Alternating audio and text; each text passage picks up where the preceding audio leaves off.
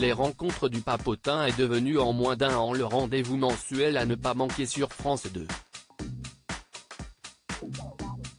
Si l'émission cartonne, elle a mis du temps à se monter comme l'ont expliqué les responsables de ce programme si original à Libération.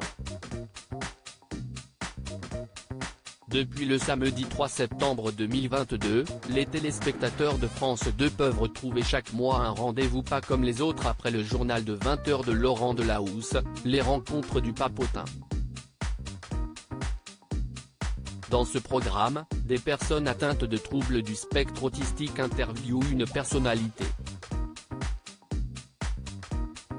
Sans filtre, de nombreuses questions, même les plus osées, sont posées.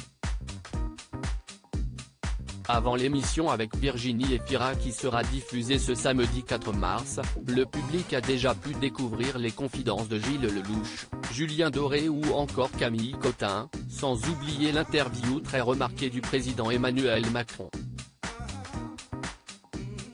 3 ans de mise en place à l'origine des rencontres du papotin, il y a un journal papier intitulé Le Papotin qui a vu le jour dans les années 90.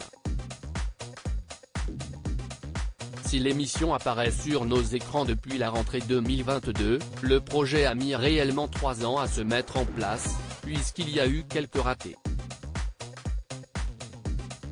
Les réalisateurs Olivier Nakache et Eric Toledano n'ont cependant pas baissé les bras en allant jusqu'au bout de leur volonté d'adapter cela en une émission télévisée.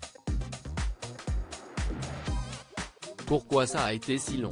Au début, on a eu du mal à se rencontrer, c'était cordial, mais ça ne marchait pas, a expliqué le psychologue Julien Banquillon. Avant d'ajouter, le papotin, si est un joyeux bordel, difficile à cadrer.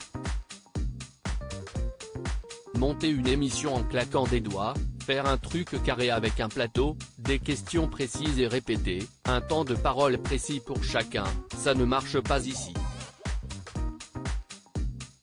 Tout le monde ou rien du tout pour adapter le format, plusieurs propositions ont été faites comme réduire l'effectif des intervenants.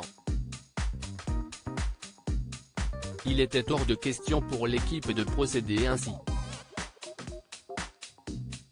On nous a même parlé de faire un casting et de n'en garder que quelques-uns. Ça allait contre ce qu'on défend, le papotin se fait avec tout le monde ou ne se fait pas, a confié Driss Elkezi, le fondateur du journal Le Papotin.